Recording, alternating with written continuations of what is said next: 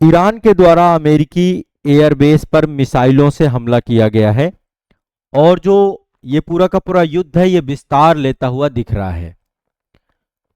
Iran के ऊपर America के द्वारा अभी हाल ही में एयर स्ट्राइक की गई थी। 3 परमाणु ठिकानों पर हमला किया गया था और उस हमले की प्रतिक्रिया स्वरूप अब ईरान ने भी अमेरिका के एयरबेस पर हमला किया है और ये एयरबेस जो है आपका कतर में अवस्थित है। कतर में अवस्थित जो उसके एयरबेस है वहां पर हमला किया गया है, यानी कि अब मध्य पूर्व में युद्ध का विस्तार हो रहा है। युद्ध जब भी प्रारंभ होता है बहुत जल्दी शांत नहीं होता है, ठीक है। तो सबसे पहले एक बार मैप में आप देख लीजिए, ये आपका ईरान है, ये पर्शियन गल्फ है। मैं पूरा मैपिंग करा चुका हूं, लगातार कंटिन्यूअस हर एक अपडेट आपको दे रहा हूं। यहाँ के पूरे मानचित्रण को भी मैंने आप सभी को बताया है।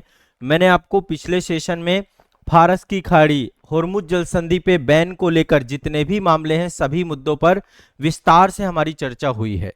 तो ईरान ने कतर में अमेरिका के कई सारे मिलिट्री बेस थे, ठीक है, उन सभी मिलिट्री बेस पर अभी हमला किया है। एक का नाम है अल उदीद मिलिट्री बेस, यहां पर मिसाइलें दागी गई हैं। और मिडिल ईस्ट में यूएस का सबसे बड़ा सैन्य बेस कतर में ही था, है ना। तो आप समझ सकते हैं ये पूरा का पूरा एक बार लोकेशन है। मैं चाहता हूं कि यहां पर पर्शियन गल्फ से 8 देश सीमा साझा करते हैं और ये 8 के 8 देशों को आपको देखना चाहिए।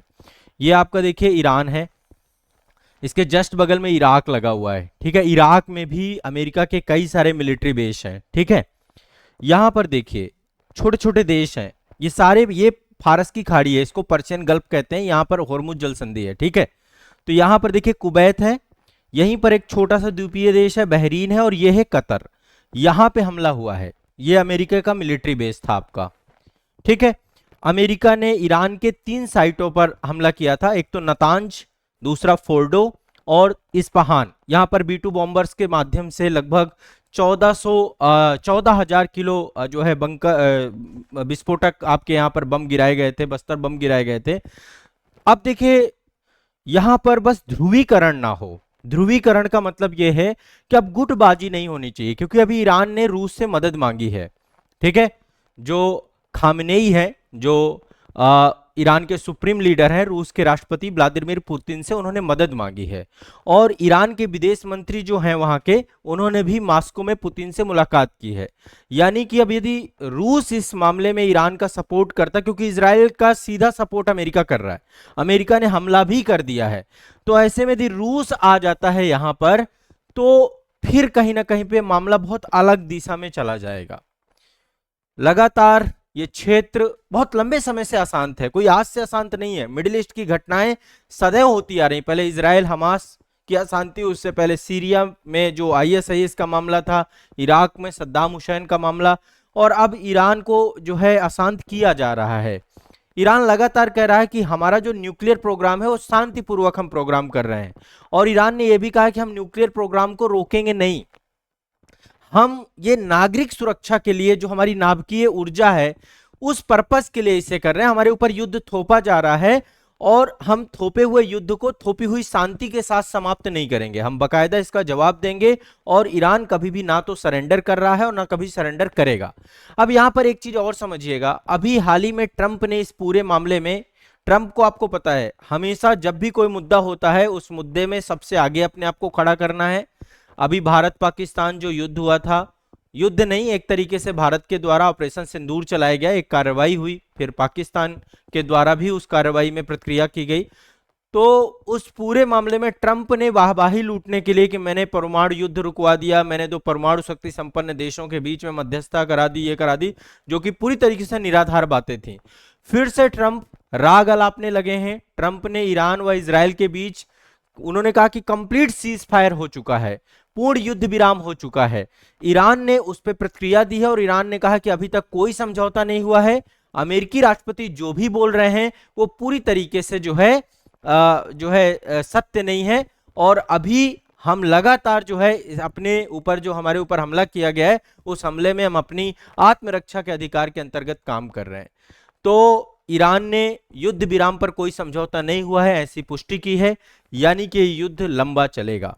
अब देखो इससे जुड़ी हुई जितनी भी जानकारी है, जैसे होर्मुज जल संधि के बारे में मैंने आपको बताया, होर्मुज स्ट्रेट से दुनिया में 20% ऑयल की सप्लाई होती है, 20% तेल जो है आपका पूरे विश्व में जाता है होर्मुज जल संधि से, क्योंकि यहाँ पर सारे एक गल्फ कंट्री है और यहाँ पे ऑयल है ना, ऑयल संपन्न क्षेत्र है, चाहे सऊदी अरेबिया हो, यूएई हो, यहाँ पे ओमान है आपका, कुवैत है, बहरीन है, कतर है, इराक है, ईरान है, इन सब का तेल जाता है। और यहाँ पर लगभग 8 द्वीप हैं।